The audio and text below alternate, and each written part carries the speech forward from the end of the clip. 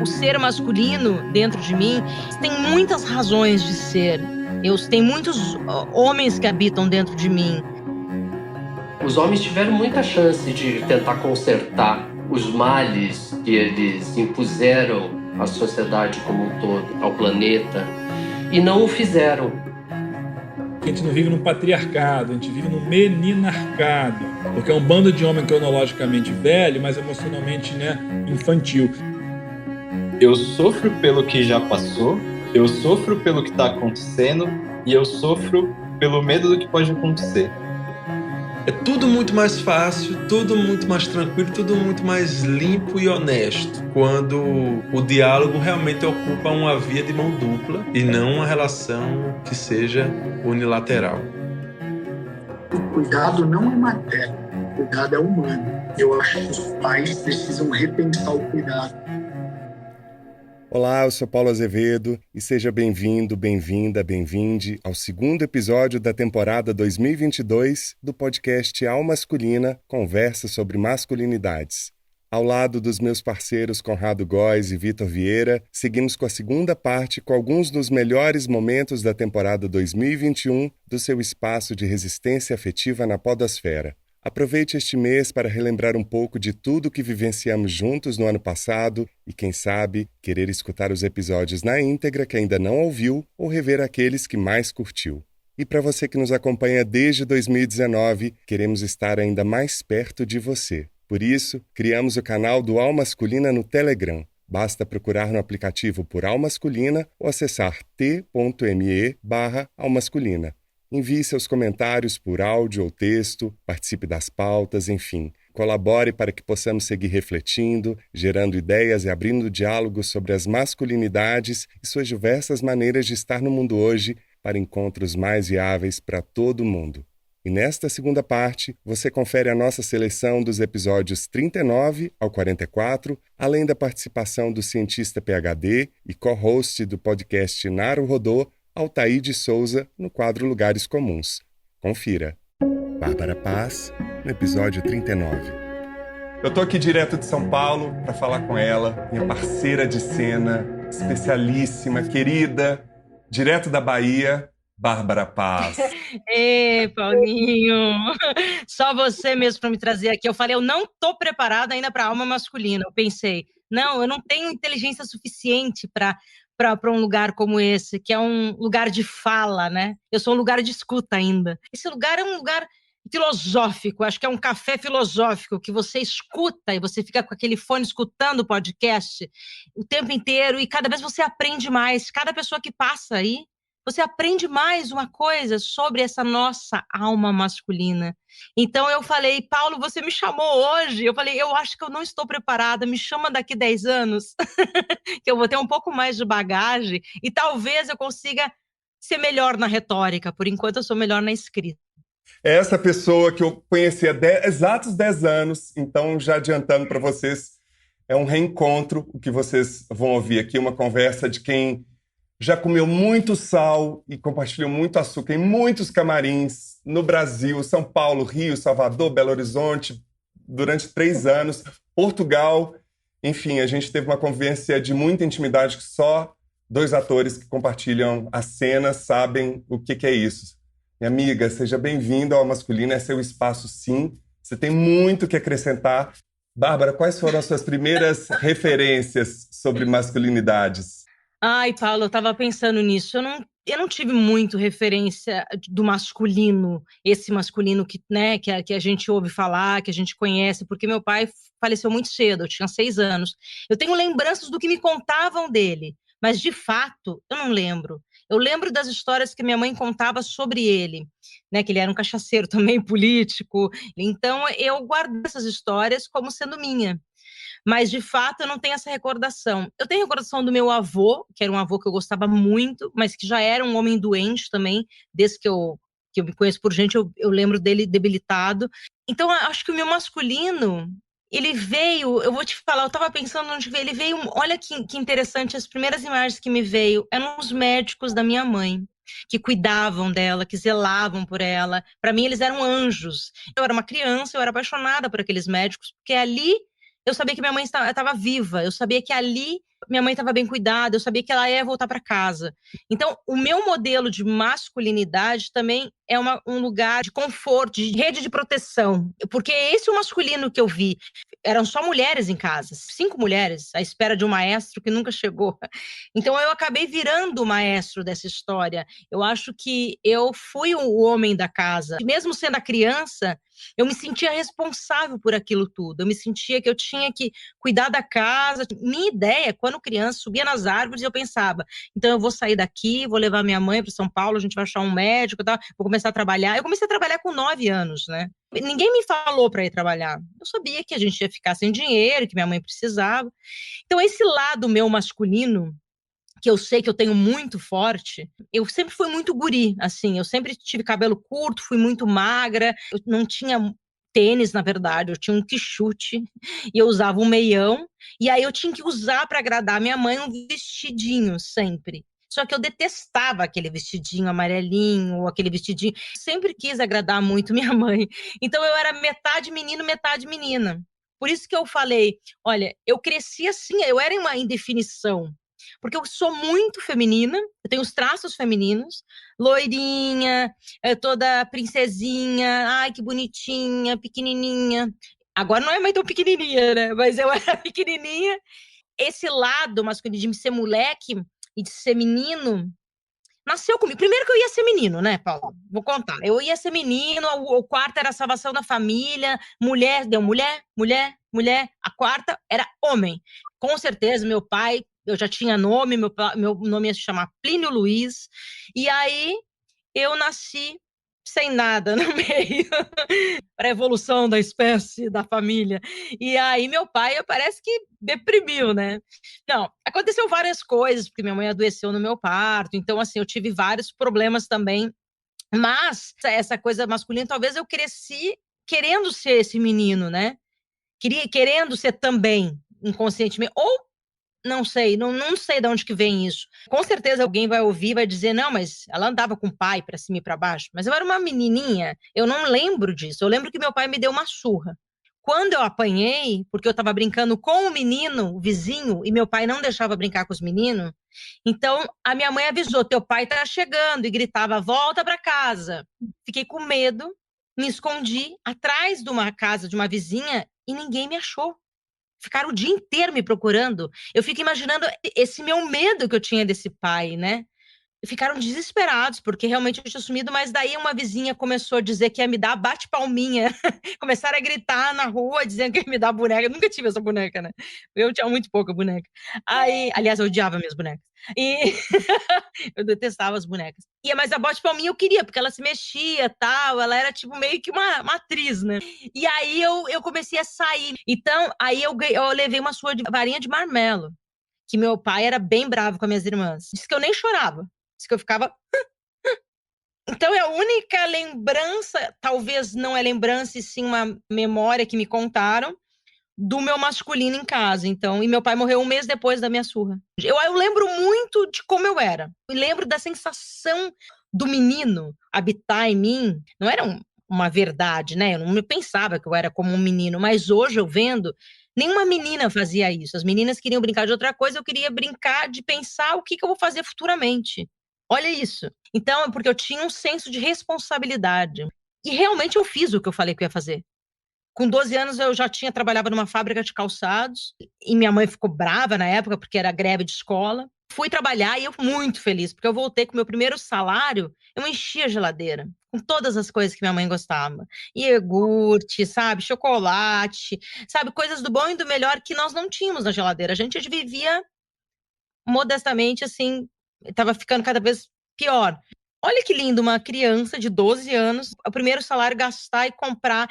E minha brincadeira não era boneca, mas era um cestinho de supermercado, cheio de mercadoria, uma miniatura e uma geladeira vermelha, réplica da nossa. Então eu enchi aquela geladeira. Então, quando eu cresci, eu quis encher de verdade aquela geladeira. Então eu enchi.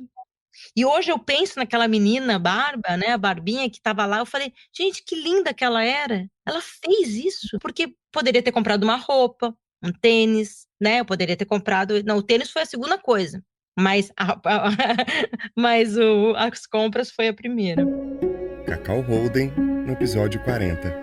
Numa entrevista você falou uma coisa que eu achei super interessante, que é, como cineasta, você se considera um ótimo contador de histórias. Qual história que você gostaria de contar hoje sobre o papel dos homens na transformação do nosso país num futuro próximo, Cacau? Eu gosto de inventar histórias ficcionais a respeito da realidade, né? Eu acho que eu faço documentários muito inspirado na ficção, né? A construção narrativa, sempre busco construir as personagens pensando em como os grandes escritores, como os grandes cineastas, os grandes dramaturgos deram vida aos seus personagens, e eu gosto de que o documentário seja um espelho da ficção e vice-versa, é um jogo muito interessante. É engraçado você estar perguntando isso no meio de uma pandemia, por exemplo, né? Porque acho que a pandemia, ela, além de nos colocar de castigo, sentados para pensar muito a respeito de todas as questões existenciais e de como a gente transita por esse planeta, como a gente se relaciona com o outro, com nós mesmos e com o planeta, com as outras espécies. Além de pensar sobre essas questões, acho que muitas coisas foram escancaradas. Eu tenho uma amiga que ela fala que, nesse momento, a gente descobre muito, sem um cunho maniqueísta, mas descobre muito bem, assim, quem queria atrapalhar tem um lugar cativo nesse momento, e a gente está vendo isso acontecer, e quem quer ajudar. Os homens tiveram sempre um lugar de hegemonia muito grande, né? Ao longo de toda a história, né? Se a gente pensar que a história da humanidade é uma história de construção de narrativas, essa narrativa é sempre protagonizada pelo patriarcado, sempre protagonizada pelo homem, e a gente pode dizer que no século XX, agora na entrada do século XXI, onde a gente teve muita chance de construir uma sociedade bastante equitativa em relação a gênero, em relação à raça, em relação a tudo que constitui a nossa sociedade, a humanidade como um todo, a gente continuou repetindo padrões, repetindo modelos completamente obsoletos, completamente nocivos. Os homens tiveram muita chance de tentar consertar os males que eles impuseram à sociedade como um todo, ao planeta, e não o fizeram. Isso é uma coisa que eu lamento muito por nós, homens, né? Nós tivemos essa oportunidade. Existe uma parcela grande de homens, de seres masculinos, que trouxeram uma ânsia de transformação muito grande. No entanto, o status quo não deixou que isso acontecesse, né? Prevaleceu uma hegemonia de um patriarcado arcaico, pouco igualitário, equitativo. Eu acho que a gente não tem muito o que celebrar. Eu acho que nós temos que celebrar o milagre da vida. Eu acho que a vida é um milagre, ele precisa ser celebrada para que a gente consiga superar esse fronte de guerra, né? Porque a gente está vivendo realmente uma guerra. E é uma guerra onde as piores características das masculinidades estão expostas, né?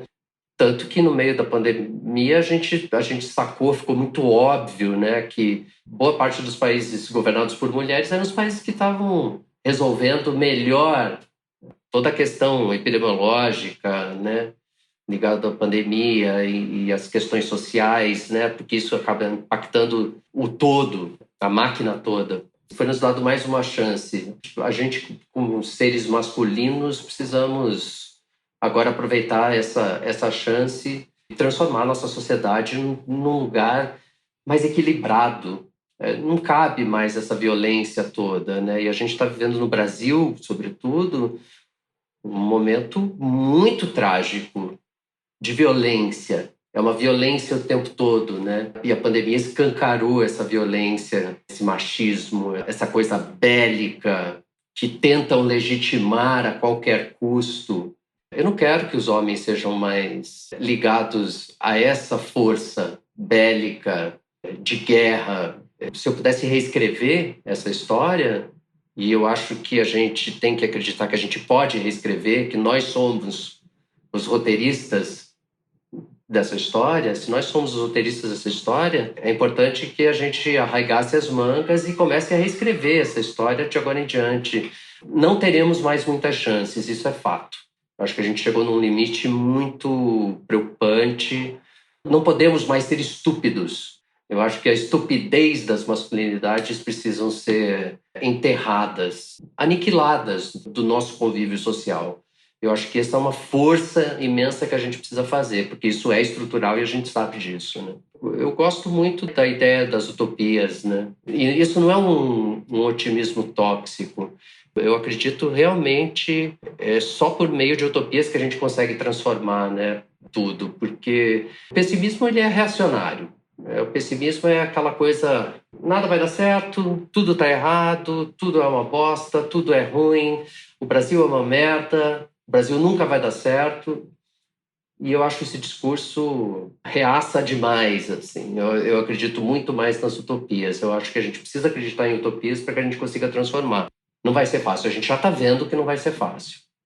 A luta vai ser grande. Talvez os resultados que a gente sonha, talvez a nossa geração a gente não consiga ver. Eu tenho um filme que chama Nunca Me Sonharam, que tem um professor que ele fala reescrever o futuro é um pouco isso, né?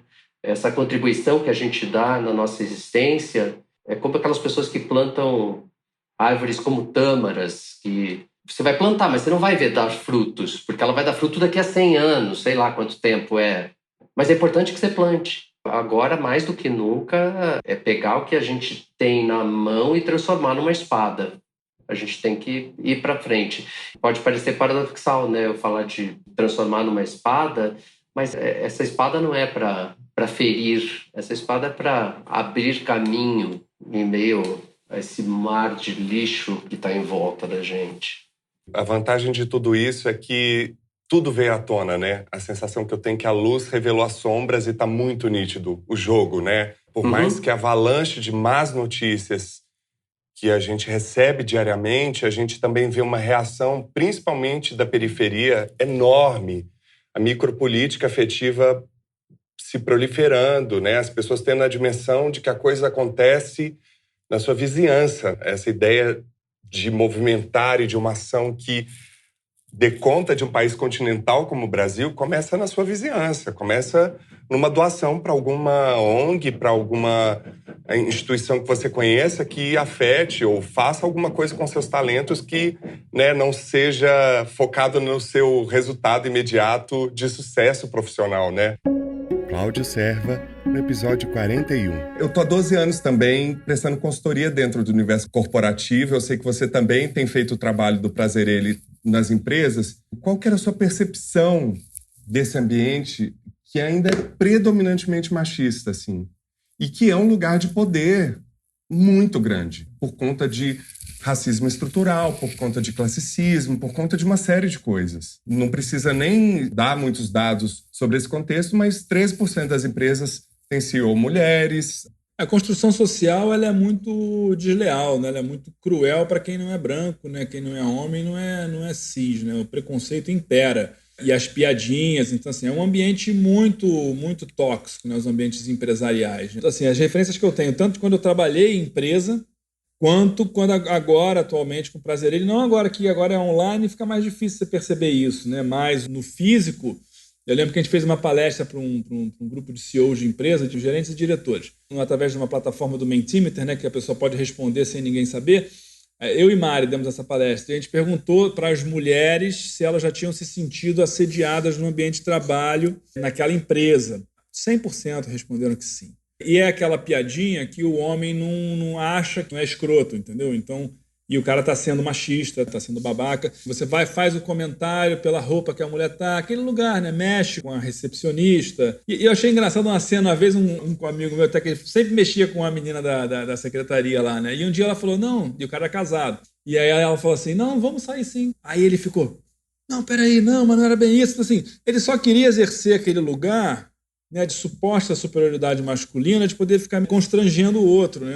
Então, assim, eu acho que isso tudo melhora quando a gente começa a ter a possibilidade desses homens amadurecerem. Onde eu brinco, que eu escutei isso de um aluno num curso do Marcelo, e eu sempre repito, né, que ele falava que a gente não vive num patriarcado, a gente vive num meninarcado, porque é um bando de homem cronologicamente velho, mas emocionalmente, né, infantil. Ele fazia parte de um grupo muito legal, que é o Guerreiros do Coração, que fazem um trabalho de desenvolvimento, né, de ritualísticas, inclusive eles resgatam esses ritos de passagem que as mulheres fisiologicamente têm através da menarca, né, primeira menstruação, tem aquela marca, né, de que ali chegou um momento em que aquela infância vai se transformando num outro momento. Os homens não têm muito isso, então assim, é um primeiro cigarro que você fuma, ou, né, dependendo da questão social, é o primeiro carro que você compra, ou que você tem, aquilo marca que você virou homem.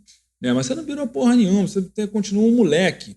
E isso vem muito pela falta de referenciais de masculinidade madura para os homens. Então você pergunta para os caras no curso: você teve alguma referência de masculinidade nessa família? Não tive. Não tive. Meu pai era batia na minha mãe, meu pai era maluco, meu pai era bêbado, meu pai era violento, meu pai fugiu de casa. O Brasil hoje tem, se eu não me engano, 8 milhões, né, de não reconhecimentos de paternidade nas certidões de nascimento das crianças. Então, daí você já vê o lugar do homem, né? Então, assim, a gente vai costurando várias construções aí nisso, né?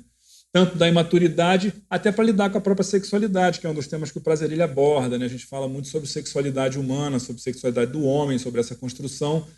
E se a gente parte do princípio de que o homem está apto a fecundar um óvulo, né? Que hoje a gente já está na pauta que existem mulheres com pênis, não vamos ser transfóbicos. O cara pode engravidar um óvulo ali e fecundar um óvulo 24, né, horas por 7, né, a semana inteira. A mulher só está naquele períodozinho, alguns dias do mês, mas a pílula anticoncepcional é para a mulher. Então aí a gente começa a entender toda a estrutura patriarcal, que a gente precisa olhar para ela e trazer reflexão para os homens sobre isso, né, cara? Porque o que eu vejo nos homens brancos, principalmente héteros e com classe média alta, é que os caras não refletem, porque nunca precisaram refletir, né? Então tem suas dores, tem seus desamores, tem seus dissabores, das suas construções, da sua falta de relação com seus sentimentos, falta de uma intimidade com que ele vive emocionalmente, mas, porra, não tem reflexão nenhuma social, né, política, de equidade, não entende nada. Aí quando o cara começa a refletir, parece que cai um monte de ficha. Fábio Souza, no episódio 42. E ainda sobre saúde mental, Fábio, eu queria saber mais especificamente da saúde mental dos negros. Como a sua saúde é ou já foi afetada pelo fato de ser um homem negro? E como é que você percebe isso ao seu redor?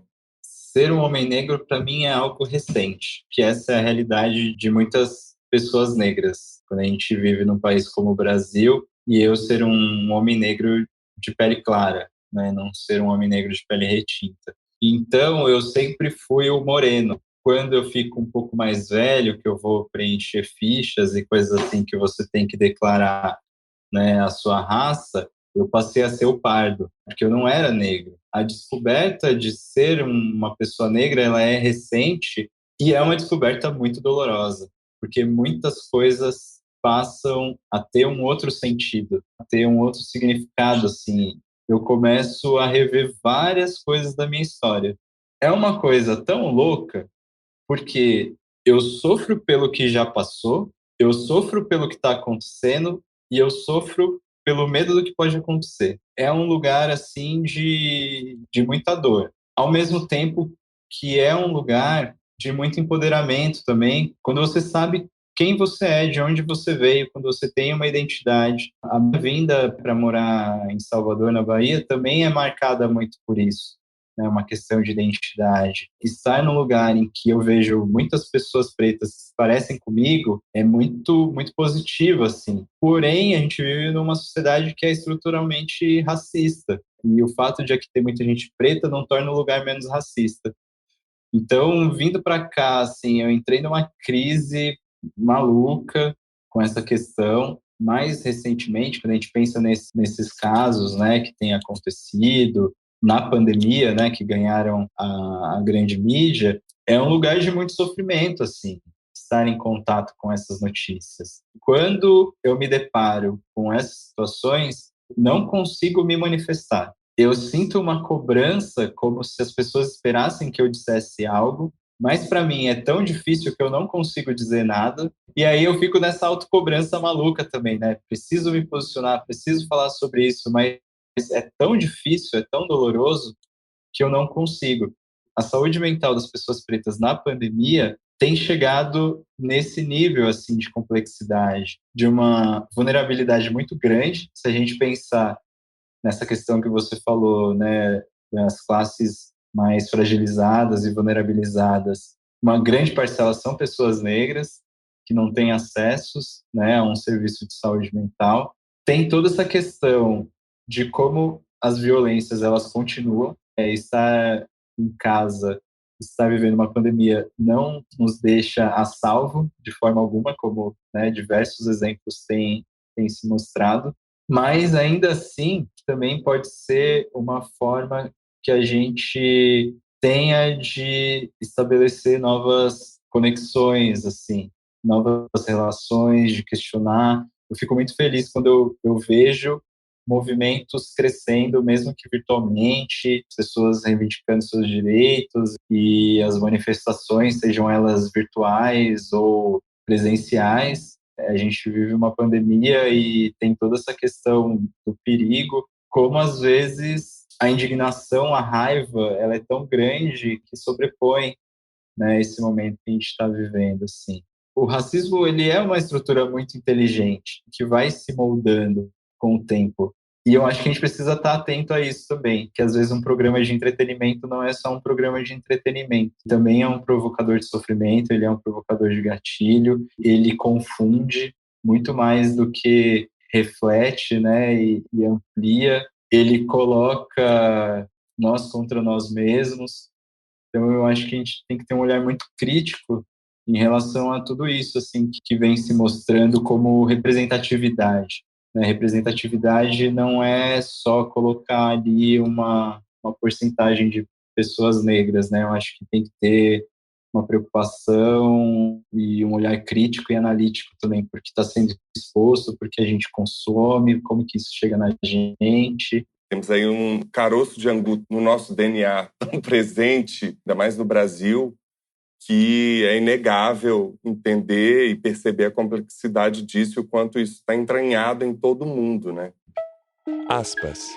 O que mais leva o homem moderno a sofrer é o ferimento sem a transformação. Sofre o fardo saturnino da definição de papéis que aprisiona em vez de libertar. Sofre as espetadas na alma sem a visão divina.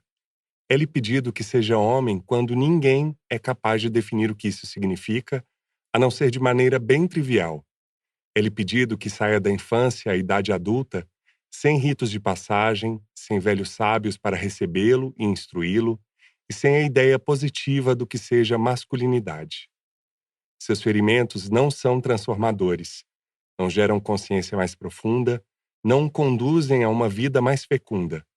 Eles insensível e repetidamente o atordoam, provocando um entorpecimento da alma antes que o corpo tenha o bom senso de morrer. Uma das consequências da ausência dos ritos de passagem é os homens duvidarem da sua masculinidade. Sentem que, por mais que tenham conseguido se proteger, alguém conseguirá romper o cerco para humilhá-los ou até destruí-los. Ou então a vida alterará o contexto, mudará o jogo e será considerado incompetente. Assim, ele se encontra em situação na qual de qualquer forma sairá perdendo. Prove que é homem, mas as regras mudam o tempo todo, de maneira que você nem sequer sabe como jogar. E quando você chegar, as regras terão mais uma vez mudado e outra pessoa será melhor do que você. Essa ideia multiforme, em eterna transformação da masculinidade, obriga os homens a atuarem no nível da persona, definindo sua realidade basicamente em função de parâmetros coletivos, como o salário, o carro, a casa, o nível social. A frágil psique do homem foi embrutecida e tornada trivial. Historicamente tem sido condicionado a procriar e proteger a família e a ser definido em função da sua produtividade. Tudo isso diz muito pouco ou nada da sua alma, da sua personalidade, da sua individualidade. Nesse mundo, os homens têm sina trágica. Não alcançam a tranquilidade, raramente atuam a partir de uma convicção interior e muito poucas vezes saem do jogo mortal. Ainda quando ganham, perdem a alma. O homem de hoje sofre sozinho seus ferimentos, mas sua reação perturba e prejudica aqueles que o rodeiam. Precisam começar reconhecendo as feridas que carrega, feridas que extravasam diariamente na sua vida, para que um dia possa ficar curado ou ajudar seu mundo. Sob a sombra de Saturno, uma perspectiva junguiana, de James Hollis. Esse é o segundo livro do psicanalista junguiano James Hollis, que a gente traz aqui no Aspas, que parte desse mito grego que é Saturno, era um perverso deus romano que devorava seus filhos na tentativa de impedi-los de usurpar seu poder, de roubar seu poder. Os homens até hoje, segundo Hollis, sofrem a corrupção do poder, impulsionados pelo seu medo das mulheres e dos outros homens. Esse livro elucida os segredos que os homens trazem no seu coração e os ajuda na libertação das piores influências do patriarcado, como a gente tem visto nessa conversa aqui com o Cacau até agora. Esse autor é sensacional. Eu fiquei pensando muito nesse pobre ser que é algoz e vítima ao mesmo tempo. Duas questões que eu acho muito importantes.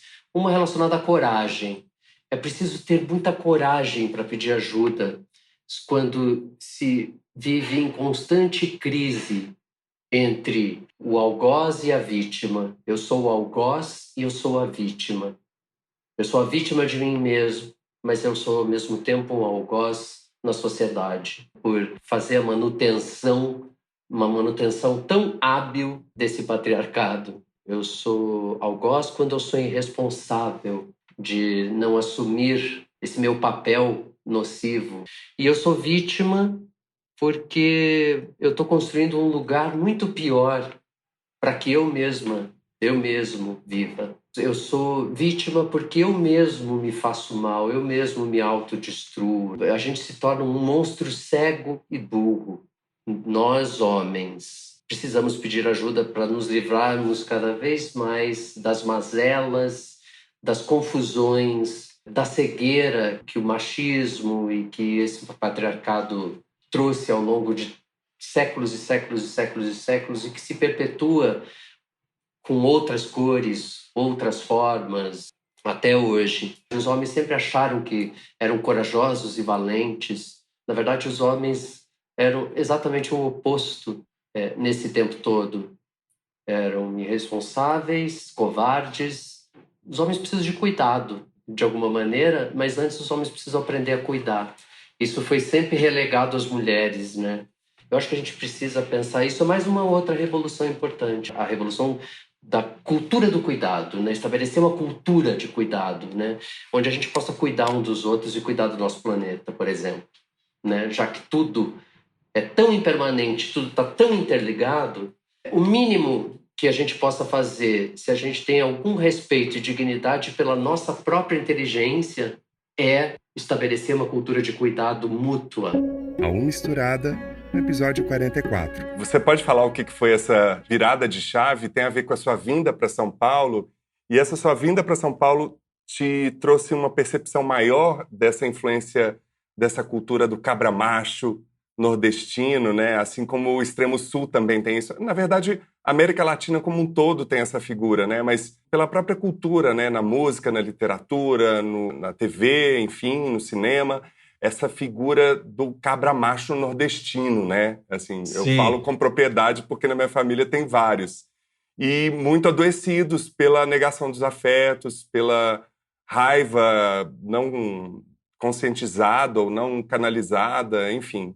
Olha, eu saí de Mumbeca 2 em 2007. Eu morei quase 10 anos no Sul. Morei em Curitiba e morei em Santa Catarina, antes de vir para São Paulo. E o que eu posso te dizer é o seguinte: se eu tivesse em Pernambuco hoje, se eu tivesse vivido todo esse tempo lá, no meio onde eu vivia, não há essa informação.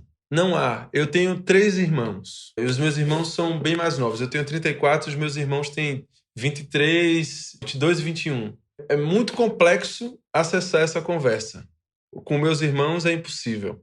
Por quê? Porque tudo é determinado por homens. Se você falar assim essa palavra, machista, é um agressor. assim, físico, né? Assim, é daí para mais. É quase que como, sei lá, uma pessoa que abusasse sexualmente de outra, tipo, não, machista, sabe? Assim, não... Quase pré-feminicídio, né? É, pré-feminicídio.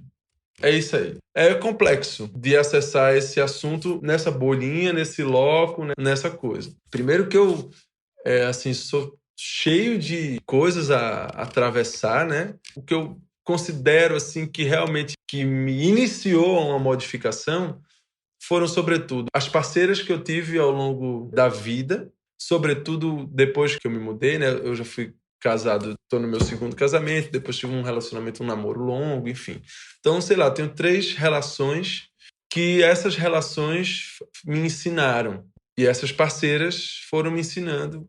Cada uma foi me reeducando. Inclusive, possivelmente, tipo, os términos, né, dessas outras relações, possivelmente não, se deram por conta do meu egoísmo, do sequestro dessas vozes que eu impunha muitas vezes no meu dizer, seja mais rispidamente ou mais carinhosamente, ou pensando que não, eu vou entrar por aqui, vou dialogar dessa maneira, e muitas vezes essa opressão ela está num gesto pequeno, que eu considero pequeno, que eu considerava pequeno.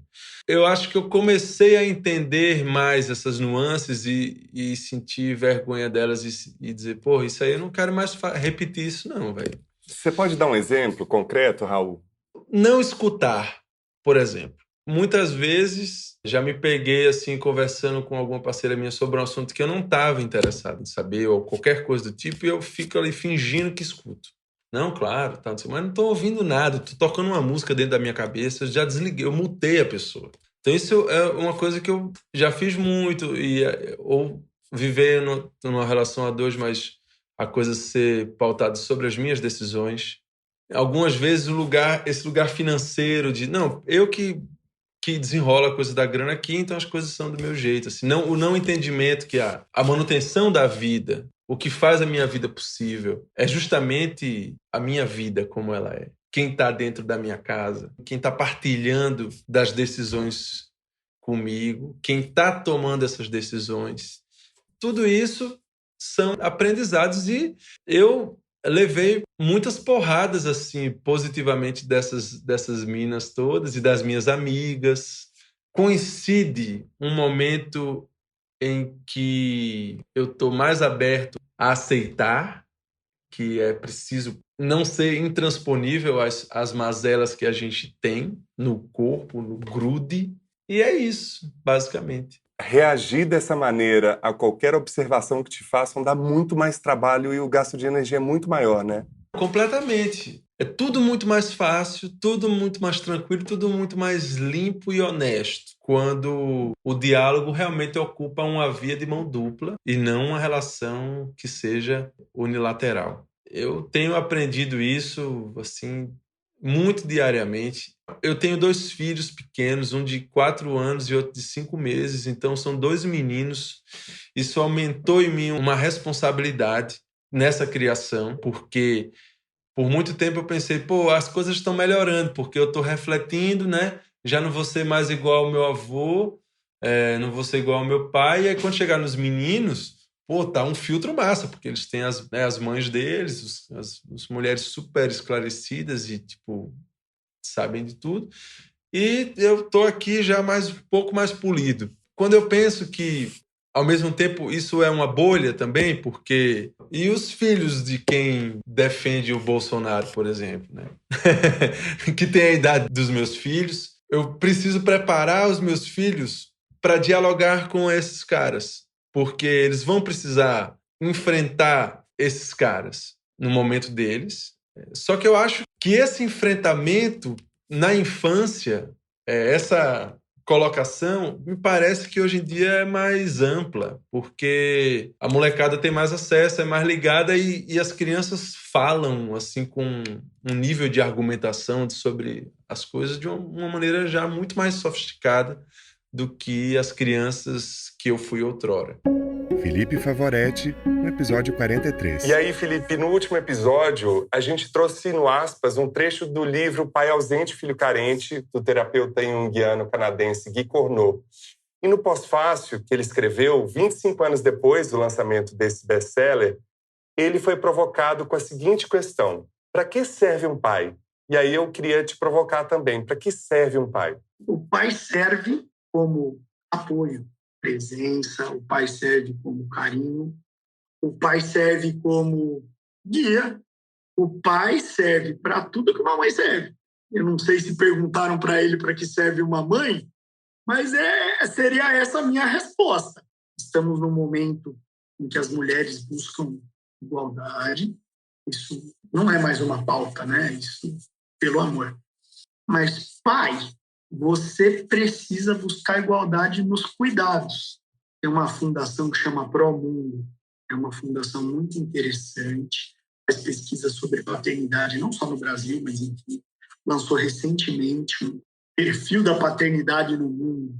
E tem uma frase do Gary Baker: o cuidado não é materno, o cuidado é humano. Eu acho que os pais precisam repensar o cuidado. Eu acho que aquela desculpa de que a mãe cuida de madrugada porque o pai vai trabalhar é furada. Todos cuidam. O trabalho em casa é mais exaustivo que o trabalho dito trabalho mesmo. Cuidar de um bebê recém-nascido é um trabalho exaustivo. Falava que às vezes eu ia descansar no plantão, mas eu tinha que ir para o plantão. E aí, em algum momento, eu me flagrei hipertenso. E a gente entra em parafuso. Porque até você ser pai, sou hipertenso, infartei e morri. Quando nasce um bebê, a primeira coisa que passou na minha cabeça é: bom, agora eu tenho que durar alguns anos, algumas décadas, na verdade. Eu falei: mas desde quando eu estou hipertenso? E aí eu parei para fazer aquela, continha. Olha, a última vez que eu fui no médico, a última vez que eu fui no médico como paciente, porque eu fui em todas as consultas de pré-natal, eu fui em todos os exames de sangue da Cássia. Por que não falei exames? Tem alguma coisa errada. Fui estudar. E aí existe uma recomendação, um guia que chama Guia do Pré-Natal do Parceiro, ou do Companheiro, ou do Acompanhante. Eu acho que o Ministério foi muito feliz nesse título, porque não é pré-natal do pai. Hoje a gente tem conceitos de família mais amplos, justos. E aí eu fui ler aquilo e falei: Jesus, 2016, a Carol nasceu em 2019. Eu nunca vi esse negócio de pré-natal do parceiro. O parceiro era eu estava hipertenso. 85% dos homens não colhem nenhum exame durante o pré-natal da esposa. Eu estava nesse bolo. São homens jovens, na sua maioria. A consulta da mulher, óbvio, garante o bem-estar materno, fetal. A consulta do homem não é muito complexa, mas ele precisa ser olhado como um indivíduo. Eu falei: gente, se alguém tivesse medido a minha pressão, eu sabia se eu era hipertenso ou não. Ou se eu só estou hipertenso, esse momento é um mal-estar que eu estou sentindo no plantão, só para constar, era só um mal-estar. Eu não sou hipertenso. E chega a atingir até 30% de algumas faixas etárias. A minha, por exemplo, 30 aos 40 anos. Casa de ferreiro, espeto de pau, hein? Exato. Eu falei: nossa, isso é muito louco. E aquele realmente foi um ponto de mudança. Eu falei: olha, eu vou começar a corrigir algumas coisas que eu preciso corrigir hoje. Amor, quando a Carol dormir, eu preciso mandar algumas mensagens. Quando a Carol dormir. Em alguns momentos eu estava em casa e eu era pai. Hoje eu me divido em alguns projetos. E aí tem o projeto paternatal, pré-natal. Este momento que a Carol dormir, eu vou ligar para os pais. Eu fiz o parto. Eu tenho o telefone das mães. Dos pais eu tenho de um ou outro só. Mandava as mensagens, por favor, mande o telefone do marido, preciso falar com eles. Eu falei: olha, é o seguinte, eu descobri que eu estou hipertenso, eu queria saber se você está cuidando da sua saúde, porque você foi pai. Isso começou com os pacientes que eu tinha feito pré-natal e parto. As esposas, até aquele momento, não tinha feito pré-natal dos pais. E alguns falaram: olha, doutor, que legal, eu vou passar no consultório. Bem, passa. Lembrando, grande parte dos ginecologistas e obstetras podem não se sentir à vontade em atender homens. Mas eu tenho um passado clínico, Paulo? Eu falei: olha, é para vocês ficarem absolutamente à vontade. Eles começaram a vir e eu comecei a introduzir durante o pré-natal da esposa uma consulta para o pai. Não é possível, a gestação dura 40 semanas. Sabe que nesse tempinho eu não vou poder fazer uma consulta que seja com o pai? Então, isso eu vou chamar de paternatal. Isso vai ser o pré-natal do pai. E aí, alguns pais começaram a vir ao consultório, alguns do nosso pré-natal mesmo, consultório particular, e alguns que alguns colegas encaminham para que eu veja o pai. Então, o paternatal começou a engrenar. E eu comecei a atender pais, mães e pais que eu não fazia o pré-natal das mães. Eu queria só trazer um dado que o Gui Carnot nos ajuda um pouco a refletir para a resposta dessa pergunta. Ele fala que um pai presente no plano afetivo, de um pai íntimo, aparece na cultura apenas na virada dos anos 60, pelo menos no Ocidente. E uma curiosidade que ele traz, que na antiguidade romana e grega, um homem tinha várias mulheres e ele mesmo escolhia os filhos pelos quais seria responsável. As filhas praticamente não existiam nesse universo.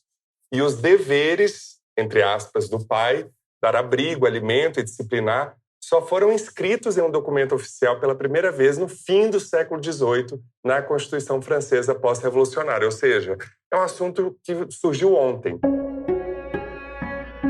O Alma Masculina, ao contrário de todo o sucateamento que a ciência, a educação, a cultura, a saúde têm sofrido no Brasil em função desse desgoverno que a gente vive, a gente está abrindo espaço aqui para a ciência, que tem sido um dos nortes, das guias mais poderosas que o mundo está encontrando. Já encontrou em vários outros momentos, mas agora a ciência realmente precisa ser reconhecida, valorizada e trazê-la cada vez mais para o nosso cotidiano. Por isso a gente tem um novo convidado a partir desse episódio, que é o cientista PhD e podcaster do podcast Naruhodô, que é incrível, que vai abordar alguns tabus e revelar algumas questões que a gente deveria ter aprendido na escola. Lugares Comuns, com cientista PhD e podcaster Altair de Souza. Altair, pesquisas apontam que existem mais diferenças entre os cérebros de homens do que cérebros de homens e mulheres. Inclusive, no episódio 23 do podcast Naruhodô, que você tem junto com Ken Fujioka, nosso convidado do episódio 24, vocês falam sobre isso. O que a ciência diz hoje sobre a real diferença entre os cérebros masculinos e femininos? Existe realmente um essencialismo do que é ser homem e do que é ser mulher? Obrigado pelo convite, antes de mais nada. Sobre cérebros de homens e mulheres, uma coisa muito importante que não é tratada na mídia em geral é o que é ser homem e mulher, né? Existe uma discussão muito grande agora sobre o papel de gênero, a identidade de gênero e tudo mais, e uma grande confusão, na verdade. Então, assim, quando você fala existe diferenças entre cérebros de homens e mulheres, você tem que definir qual nível de análise você está falando, tá? Eu vou tratar aqui na explicação do nível de análise baseado na causa material biológica apenas. Então, eu não vou falar de gênero, eu vou falar de sexo, tá? Isso é muito importante para evitar certos tipos de generalização que podem levar a discursos, por exemplo, transfóbicos, assim. A gente até tem um episódio no podcast Naruhodô, né, sobre por que pessoas se tornam transgêneros ou são transgêneros, enfim. Existe, assim, um mecanismo de causa material, existe um mecanismo genético relacionado, mas ele é causa necessária, mas não suficiente para o desenvolvimento do gênero em si. Isso é interessante, porque na biologia do século XIX, desde o século XIX existe isso, existe um conceito de um biólogo chamado Conrad Waddington, que é chamado creodo. O creodo é o seguinte, quando você é só um óvulo fecundado, né, no início, quando você está ali nas primeiras fases do desenvolvimento embrionário, né, então mórula, blástula e tal, você já tem genes, existe toda uma programação genética para o desenvolvimento daquele feto, só que esse desenvolvimento está ainda potencial. Então, por exemplo, vamos imaginar que eu tenho um gene alterado para desenvolver uma doença genética. Só que eu ainda estou no óvulo, eu ainda sou um óvulo fecundado, ainda estou nos primeiros instantes da geração da vida. Esse gene alterado ainda não é a doença, ele é potencialmente, ele existe um creodo. Então, os genes, na verdade, eles geram uma redução de probabilidades de diferentes desenvolvimentos do corpo, né? Ou de funções, ou de estruturas, né, do corpo. Então, assim, quando você olha um feto, ele é basicamente um creodo. Ele é uma soma de potencialidades. Essas potencialidades vão se substanciar a partir do momento que o feto consegue se desenvolver e depois, quando ele nasce, e depois ainda na interação com o ambiente. Então esse conceito de creodo é muito importante para separar, por exemplo, quando a gente vai falar de cérebro de pessoas do sexo masculino e do sexo feminino. Independente de sexo, gênero, identidade de gênero, você pode dividir todos os Homo sapiens, todas as pessoas, em 2 grupos.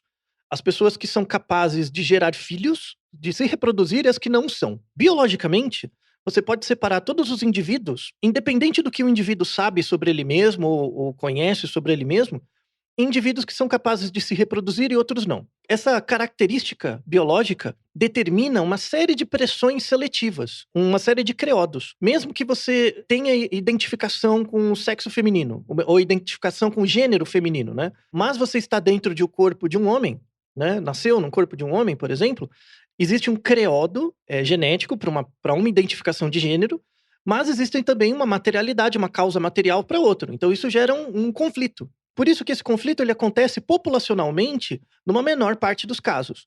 Na maior parte dos casos, é esperado que haja uma consonância entre sua identidade geral de gênero e o seu sexo biológico. Em relação ao cérebro, é uma coisa um pouco parecida.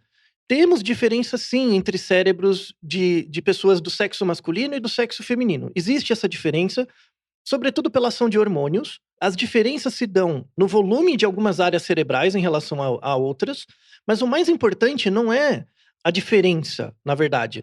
Porque uma coisa que a gente foca muito, né, nos estudos de psicobiologia é que diferença não necessariamente pressupõe vantagem. Por exemplo, eu posso ter uma causa material, genética, para ser mais alto. Eu ser mais alto que outra pessoa, a rigor, é uma diferença.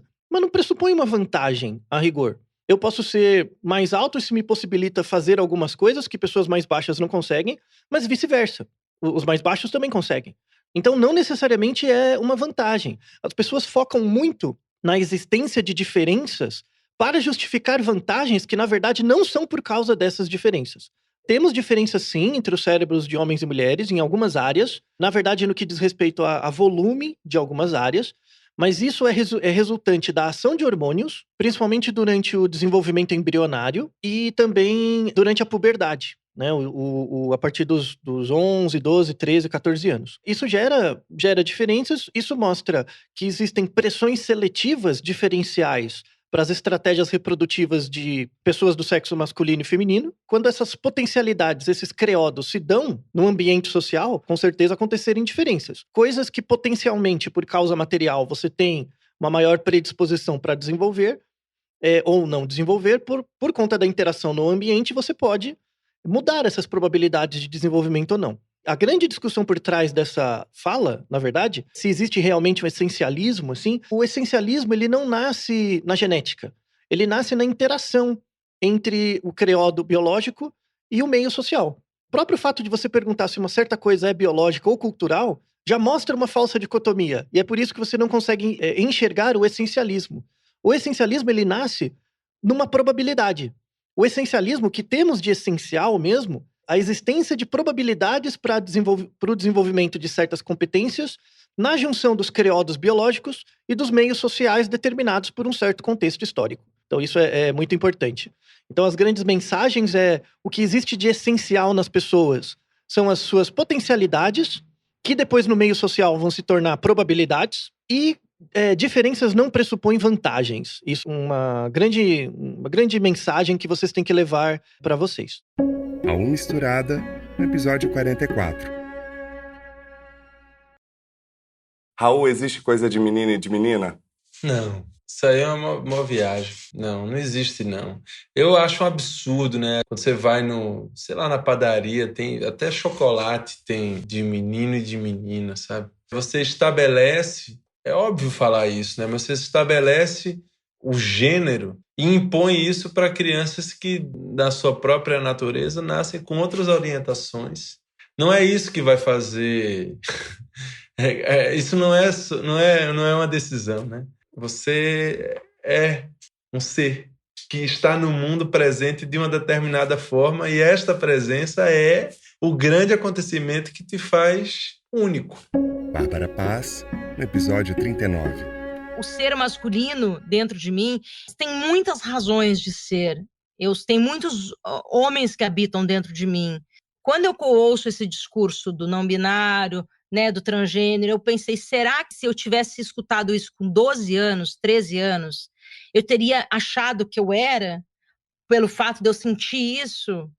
E não tô falando de sexualidade, de sensação física. Às vezes eu me olhava, eu me sentia um garoto, eu me olho no espelho, eu sou uma mulher hoje com peito, bunda, sou uma toda, sabe, curvas, e você fala, nossa, é super estranho. Muitas vezes. Não é que eu não gosto, é estranho às vezes, e às vezes eu gosto. Então, assim, eu gosto de ser menina e gosto de ser menina. Pode? Pode! Hoje pode! Então, hoje chama não binário? Isso! Nossa, que legal! Então, tudo certo a falar isso? Não tá errado? Não. Então, cada vez mais a gente consegue respirar e ser a gente. Talvez é isso. E isso não quer dizer... Tem a ver com sexualidade, se eu gosto de mulher, ou se eu gosto de homem, eu gosto de pessoa. Até agora, eu me apaixonei por homens. Acho que minha vida, eu me apaixono por pessoas. Não quer dizer, em relação ao masculino, acho que não está na mesma enfermaria isso que eu estou dizendo. Exatamente isso. Na nossa educação, a gente não sabia o que era identidade de gênero, a gente não sabia o que era orientação sexual. A gente mal teve algum tipo, eu particularmente, de orientação do tipo, para além de use camisinha. Cláudio Serva, no episódio 41. Dentre os cursos que você ministra, Cláudio, tem um que é o Sexo e Sexualidade, tudo que seu pai não te ensinou. Esse nome é um achado. E numa entrevista você disse que a educação machista faz com que guardem mágoas em relação à paternidade. Onde você foi buscar e quem te ensinou o que seu pai não te ensinou? Cara, eu vi, né? E eu vejo até hoje, né? Eu lembro que meu pai mora fora, ele mora nos Estados Unidos, né? E aí, uma vez ele veio para cá, para o Brasil, e aí ele chegou no aeroporto e ele falou, quer dizer que o nome do seu curso é sexo, sexualidade, tudo que seu pai não te ensinou, né? Eu falei, pois é, cara, e aí agora? O que a gente faz com isso, né?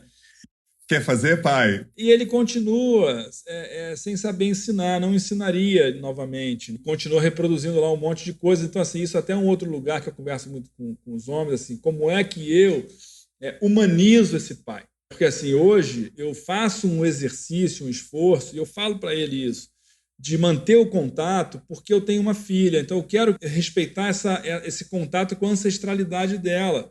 Minha filha saber que ela tem o avô, e o meu pai também, que ele existe, é o avô, é o vovô, e ela adora o vovô, fala no WhatsApp ali e tal, conversa com a vovó, com o vovô, e tudo bem. E esse espaço desse afeto, ele é lindo, ele é sagrado, eu quero guardá-lo. Mas eu não consigo trocar 5 minutos de conversa com meu pai, nem consigo saber das coisas que ele posta no Facebook dele, porque eu tenho até vergonha. Mas não cabe a mim julgá-lo como pessoa. As escolhas que ele quer fazer são dele, sinto muito. Eu tentei, desde criança, eu tentava falar algumas coisas, mas nunca reverberou, nem semearam transformações, ou pelo menos que vieram à tona. Assim. Poucas coisas mudaram. Humaniza esse pai, vê que ele é um ser humano, uma pessoa que está ali lidando, me deu a vida, honro isso, mas daqui para frente eu vou olhá-lo como uma pessoa, como um ser humano. Eu falo, cara, aqui você tem que me apresentar. O que você está me apresentando não está legal, então, para mim, eu vou dar limite. Mas a mágoa paterna, ela é algo que precisa ser olhado, precisa ser trabalhado, né? Porque às vezes os homens carregam essa mágoa e reproduzem essa mágoa. E o que, no fundo, todo mundo quer é ser amado. Só que a gente precisa achar o caminho do nosso próprio coração. Então, essa pergunta do começo, onde você aprendeu o que você tinha que fazer para virar homem? Né? Então, assim, onde você se perdeu de você mesmo? Né? E aí você vê a quantidade de homens que não choram, né, que acreditam nessas falácias e seguram ondas, né, e atravessamentos na construção dessa sexualidade como experiência da individualidade pela política, pela religião, pela família, patriarcado, pela pornografia. Isso tudo vai atravessando e vai ditando o que tem que ser. A gente vai ter que começar a entender de onde vêm essas referências, né? E está lá a pornografia ensinando desde cedo que sexo tem que ter violência. Fábio Souza, no episódio 42. E eu vi que você e outros 9 homens foram convidados para o projeto, o desafio 30 Dias Sem Pornografia, que é um aplicativo desenvolvido pela Remojo. De que maneira o uso desse tipo de recurso que marca a vida sexual de tantos homens, inclusive a minha, te afetou, Fábio? Afetou de um lugar assim muito inconsciente mesmo, assim, de não saber o que eu estava fazendo, assim. O primeiro contato que eu tive com pornografia foi uma revista, assim, que levaram para a escola e eu vi aquilo e eu me choquei, mas eu fingi que eu sabia do que se tratava, assim. Eu vejo como que a falta de informação, e aí a gente volta para esse lugar dessa cultura muito tradicional e conservadora, né, que questiona o que é educação sexual e a sua necessidade, é um início ali que vai marcar a vida de muitos homens, talvez pela vida inteira, né? Algo que vai começar ali na infância, na pré-adolescência, e a gente não sabe o tipo de dano que isso pode causar. Então a gente começa de uma forma muito inocente, assim. O início, assim, da minha descoberta sexual, como um corpo sexual, foi com pornografia. E aí começa a masturbação e toda essa coisa. E me acompanhou durante muito tempo, até a vida adulta, até recentemente, assim. Como isso se torna um hábito. Entrar em contato nesses lugares de reflexão e de questionamento vai mostrando como que a gente reproduz coisas que a gente não sabe que a gente reproduz, pensando no consumo de pornografia. Durante muito tempo, eu acreditei que aquilo era uma relação sexual como deveria ser, assim. E como era frustrante, porque eu nunca conseguia ter uma performance como dos atores dos filmes. E o meu pênis nunca seria tão grande quanto dos atores dos filmes. Eu acho que afeta de várias formas, psicologicamente, fisicamente. Tinha fantasias de transar com várias mulheres ao mesmo tempo, né? Essas coisas assim que você vê em filme. Umas coisas doidas, assim, que depois você vai entender, tipo, pra que isso? Né? Não faz sentido. O que a gente reproduz com o consumo da pornografia pode ser muito, muito mais sério e delicado do que foi a minha experiência, né? Porque muito do conteúdo pornográfico é sexo não consentido, é estupro, humilhação das mulheres. E aí eu tô falando só desse lugar, né, novamente heteronormativo, assim. Como que é um conteúdo que pode produzir essas violências? Felipe Favoretti, no episódio 43. Felipe, você mencionou desse tour de force que é de pais, mães, de casais. E você mencionou também a questão do impacto na sua saúde, sendo médico. Ainda hoje é notório que os homens cuidam menos da saúde, em todos os aspectos. E para você, por que isso acontece? Qual que é a sua percepção e o que falta para tomarmos consciência disso? Se a gente for ver, começa lá atrás. Eu dou aula de saúde do homem e saúde da mulher. Se a gente for ver lá nas nossas raízes, a menina, ela tem brincadeiras de casinha, boneca, coisas indoor. A menina tem formação para autocuidado, autoconhecimento. Como que é brinquedo de menino? É lá no comecinho. Então, menino é rua, bola, skate, bicicleta. Formação do homem outdoor. Isso se reflete, por exemplo, na saúde da mulher como um todo. Como que é a saúde da mulher? Mulher faz preventivo, Papa Nicolau. Como que é? Tem que ir todo ano no médico. De uma maneira geral, mulheres procuram médico anualmente, ou pelo menos com uma frequência muito maior que o homem. Homens e mulheres procuram de uma maneira muito diferente. O homem, em geral, procura uma doença estabelecida, então o homem procura menos prevenção. E, em geral, essa doença está estabelecida e evoluindo mal. Não é que está evoluindo bem. Então, isso é uma questão cultural. E você acha que o homem tem mais medo também de descobrir ou de fazer uma prevenção? O que é? Eu estou tentando achar a chave do enigma aí. Medos homens e mulheres têm. Né? Você escuta mulheres que falam, doutor, eu não passo no médico porque quem procura acha. Uma frase clássica essa.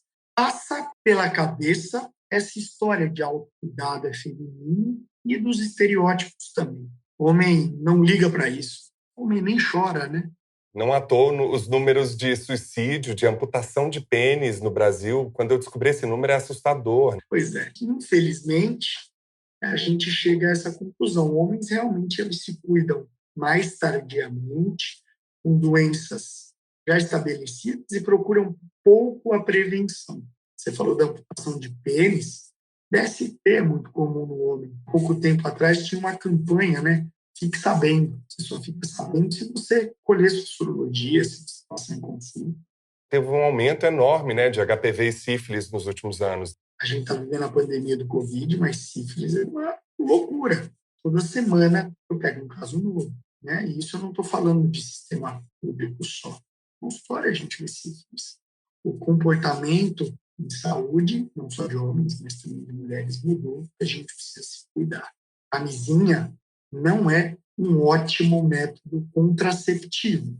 camisinha falha, mas camisinha é um excelente método para evitar PST.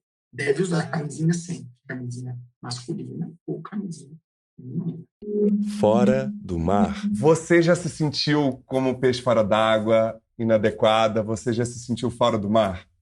Muito, mas muito. Acho que e me sinto em muitos momentos até hoje. Acho que no lugar que eu não habito e o lugar que eu tenho que habitar por imposição, eu me sinto um peixe fora d'água e fico muda, calada. Quando as pessoas me veem num lugar que eu estou calada, é porque eu não estou habitando ali. Não é o meu lugar, o meu habitat. E a gente tem que frequentar muitos lugares na vida, na sociedade, no trabalho, onde a gente não quer estar, ou a gente não sabe estar. A gente não foi moldada para estar nesse lugar. Mas a gente tem que habitar. Então, nesse momento, eu sou um peixe fora d'água, então eu prefiro me calar. Eu, Bárbara, calada, né, Paulo? É difícil. E também, em vários momentos, na escola, eu era sempre, me sentia muito peixe fora d'água. Eu era muito pequenininha, muito magrinha. Todo mundo falava que eu era doente, porque eu era magrinha, não tinha peito. Todas as minhas amigas já tinham peito, pelo. Eu não tinha nada. Até os meus 15 anos, 16, que começou a nascer. Enquanto daí elas foram decaindo, eu fui levantando. A minha mãe dizia, calma que você vai gostar, quando você chegar nos 30 você vai gostar. Eu chorava, eu vou num lugar, ninguém olha pra mim, nenhum homem olha pra mim, nem um menino, né, porque eu era criança, né. Ninguém quer ficar comigo, ninguém quer ficar comigo, e eu era meio um bullying. Depois eu olho as fotos, às vezes, eu usava roupa de gente adulta, eu quero usar uns blazers, assim, e aí eu botava um lencinho, porque eu devia ver em algum lugar, sabe, ombreira, e só que eu era minúscula, então eu falei, gente, eu era um bullying, pelo amor de Deus. Então eu era totalmente peixe fora d'água. Fazia minhas roupas, inventava, às vezes eu pegava uma toalha de mesa da minha avó e cortava, botava, eu via vinil, era a época do vinil, só que eu não tinha dinheiro para comprar vinil, então eu fazia um vestido, fiz um vestido uma vez de toalha de mesa transparente, costurei, mandei pra minha mãe, será quem, costurar, eu arrasei quando eu cheguei, mas eu era um toco, né?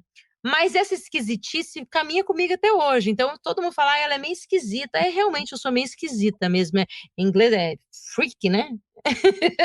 Eu sou meio freak, então tudo certo. Eu não habito esses lugares mais convencionais também. E quando eu tô num lugar que eu habito, você vai me ver, você vai me encontrar e falar, aqui tá Bárbara. O padre Júlio Lancelotti falou uma coisa no último episódio, que é a sociedade sofre da normose, né? Maravilhoso. Que é maravilhoso, né? Isso inclui todo mundo que se sente inadequado dentro de um sistema que só tem o pódio para um vencedor. Ou seja, todo mundo tá fora. Paulo, pensa bem, se eu, modelo, a pele não tinha nada, né? Pelezinha, tudo com 18 anos, sofro um acidente de 500 pontos no rosto, que separa meu rosto. Durante anos, uma cicatriz preta no meu rosto. Como que uma pessoa assim vai habitar qualquer lugar em televisão, em fotografia? Eu falei, eu vou, não sei porquê, mas eu sei que eu vou. Óbvio que eu me senti um peixe fora d'água em muitos momentos, mas esse peixe saiu para respirar em outros lugares e falou, eu vou ficar aqui, nesse mar, vou habitar, mesmo não pertencendo. Vocês vão ter que me aceitar. Por talento de vida, né? Não é só insistência. Isso que é mais lindo. Eu me sinto assim, constantemente, assim. Mas eu tenho entendido que este fora do mar é o que me representa na vida. Eu entendo como um elogio. Quando alguém considera que eu estou por fora, é só porque ela não conseguiu achar uma classificação. E a gente tem essa mania a necessidade de classificar, né? Eu gosto muito de ter a sorte de não me encaixar, porque isso também me faz querer achar um espaço onde eu possa me encaixar. E existem muitos jeitos de você derrubar prédios. Você pode ser o mar, que pode vir num tsunami engolir os prédios, ou você vai demorar mais tempo, mas você também pode, simplesmente, se você for um açude, bicho, você vai corroendo bem devagarinho, daqui a pouco você chega na fundação do prédio, aí você fica ali, velho, até ficar úmido, o cimento, e o negócio cai igual. Tem muitas maneiras de você derrubar um prédio. Adorei a referência ao açude, estava faltando essa. Olha, isso acontece muito com os homens quando eles começam a se desconstruir, né? O cara cai a ficha e ele fala, uau, onde é que eu vim parar? né? E aí, como é que eu vou lidar agora com a minha família? Como é que eu vou lidar com os meus amigos? Como é que eu vou lidar com aquele almoço de domingo? Então, você às vezes se sente um peixe fora d'água numa reunião, em que você cai, de repente, numa festinha lá que alguém te convidou, dos tios, sei lá, e você chega lá, tá um papo, o cara fala assim, eu não quero segurar nessa caneca rosa, porque eu não sou guiado. Aí eu olho assim, eu falo, e agora o que eu faço? O que você faz nessa hora, Cláudio? Eu tinha essa Olha, curiosidade sobre dependendo do você. contexto, cara, assim, eu não perco meu tempo. Sinceramente, eu não perco meu tempo, porque eu não vou ficar dando murro em ponta de faca, sabe? Assim, é esperar morrer. Não tem jeito, cara. E fazer transformação em quem está vindo. O Reich, no final da vida, começou a trabalhar com neném, com criança. Porque ele falou, cara, eu tenho que trabalhar lá na origem, antes dessa cagada se constituir. Porque depois que constituiu esse sujeito com essas crenças, fica muito difícil de você lidar. Cara, é uma transição. Porque às vezes você vai ficar o peixe fora d'água, mas aos poucos você vai encontrando os seus afins ali, pessoas que você vai poder conversar, pessoas que vão querer trocar, que vão estar dispostas a aprofundar um pouco uma conversa, não ficar só falando de carro e do trabalho, do futebol, assim, mas tem que buscar. E também os homens que ficam naquela, né? O cara era macho escroto, aí ele quer deixar de ser macho escroto, aí não sabe como é que vai fazer, aí ele fica sem saber, aí fica quieto, aí para de se mexer, aí ele não quer mais fazer nada porque ele está com medo de errar. Então, assim, vai estudar, vai ler, vai procurar saber e vai achar um jeito de expressar a sua virilidade, porque isso é bonito, isso é bacana do homem, né, das pessoas. Né? Temos isso naturalmente. Você pode expressar isso de uma forma saudável, de uma forma boa, de uma forma gostosa. Achar esse jeito de existir sem precisar ser violento e nem misógino e fazer besteira. Cá entre nós. Por que é importante discutir sobre as masculinidades, Cacau? Para resumir quase tudo que eu falei hoje, assim, para você, eu acho que é importante discutir as masculinidades porque não dá mais para nós continuarmos sendo homens numa estrutura de um patriarcado tão nocivo para nossa sociedade. Não é possível que a gente continue perpetuando coisas que fazem mal às mulheres, mal aos homens, mal às crianças, mal ao planeta. E é o patriarcado que sustenta isso em grande parte, né? Não dá mais para a gente não discutir as masculinidades. Eu acho que a gente precisa cuidar dessa masculinidade para que ela floresça num futuro mais promissor, apesar de que o cenário é um cenário muito desestimulante. Então, teremos que ser mais corajosos ainda. Acho que a gente precisa ter coragem para discutir as masculinidades, ter coragem para ser homens, mulheres iguais, igualdade, equidade. Essas são as palavras que vão determinar se nós vamos ter um futuro digno ou não. É importante porque muitas pessoas estão morrendo por conta de uma ideia errada do que é ser homem e de como que a gente, de alguma forma, é levado a sustentar essa ideia. Então, quando eu penso nisso, eu vou por um lugar extremo porque eu acho que é um lugar inquestionável. Assim. Se a gente pensa em algo que faz com que outras pessoas morram, é por isso que a gente precisa falar. Óbvio que tem muitas outras questões, mas eu acho que essa é uma máxima. E aí são várias pessoas. São mulheres, são homens, travestis, pessoas LGBT+, pessoas negras, enfim. Tem muita gente morrendo por conta de uma ideia errada que foi colocada aí, que a gente tem sustentado até então. O homem mudou. Eu sempre uso a referência pelo filme muito clássico, né? Born to be Wild, uma música, né? Os Motoqueiros, 1969, era o exemplo de masculinidade. A gente está aqui, 50 anos depois, o homem anda de patinete elétrico, não tem mais moto. O motoqueiro selvagem virou um cara de paletó engravatado. Não só a paternidade mudou, e tem que mudar, como a masculinidade também. Os conceitos têm que evoluir. E as masculinidades, né, são múltiplas e possíveis, né? A gente precisa evoluir a cabeça, não só como sociedade, mas os indivíduos também precisam, né? As cabeças precisam abrir.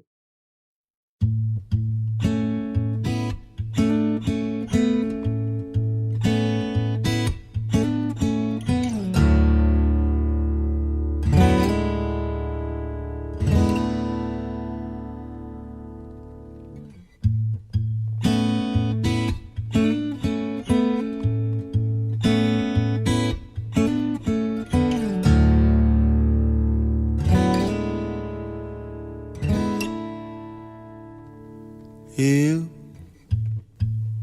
tenho muito de você, mas guardo apenas o que é bom. Passei na prova sem colar, sou aprendiz que o amor criou. Iniciante do seu fogo, levo comigo o seu calor. Todas as cartas que há no jogo, todas as peças do xadrez, peões, valetes, damas e reis. Quem sabe o que o amor lhes fez? Não vou ser eu quem vai julgar nossos deslizes e tropeços, motivos que eu desconheço. Quem tem a chave dos finais e dos começos?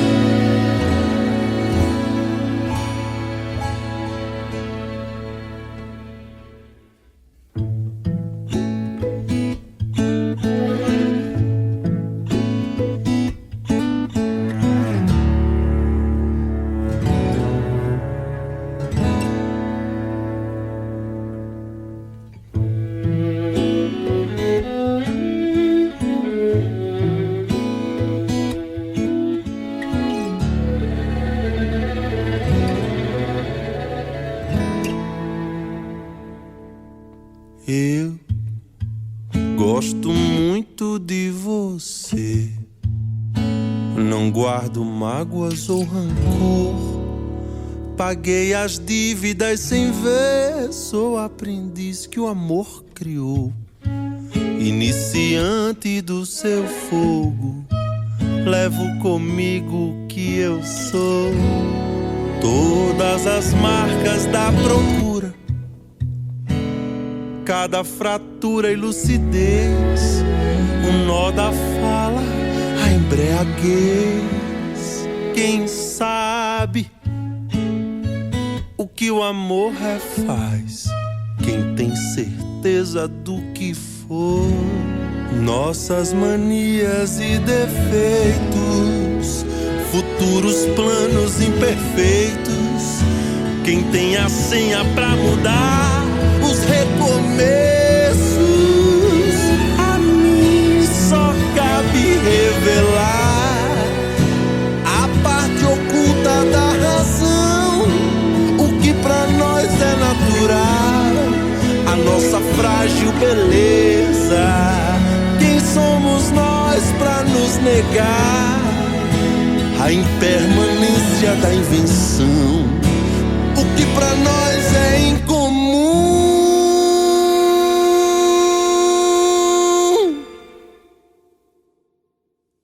A nossa frágil beleza.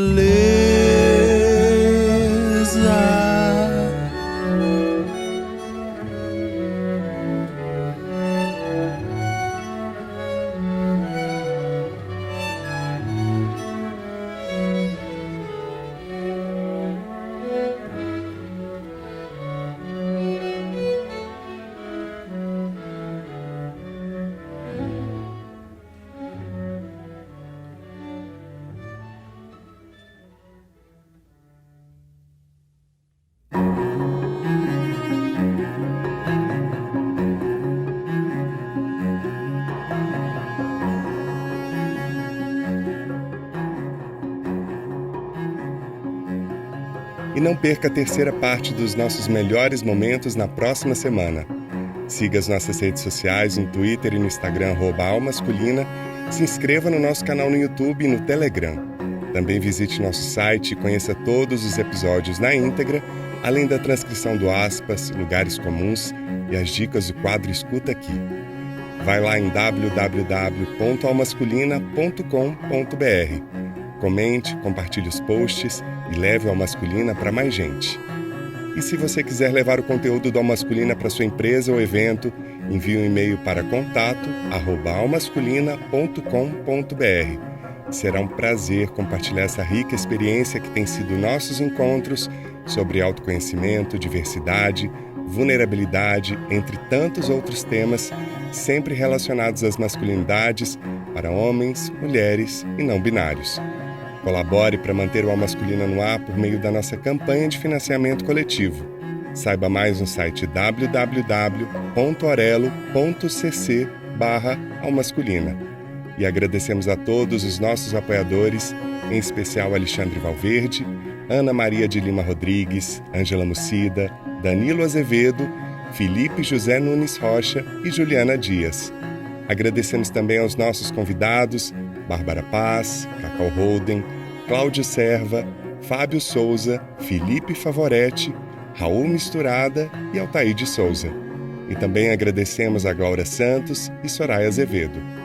Mais uma Masculina fica por aqui e é feito graças a Conrado Góes, na trilha sonora original e mixagem, @conza01, Vitor Vieira nas fotos, @Vitor Vieira Fotografia, e eu, Paulo Azevedo, na idealização, roteiro, edição e apresentação, @Paulo Azevedo Oficial. Esse podcast é realizado pela Concultura. E você que nos deu o prazer da sua companhia até aqui, muitíssimo obrigado, cuide-se, vacine-se, use a máscara e até semana que vem.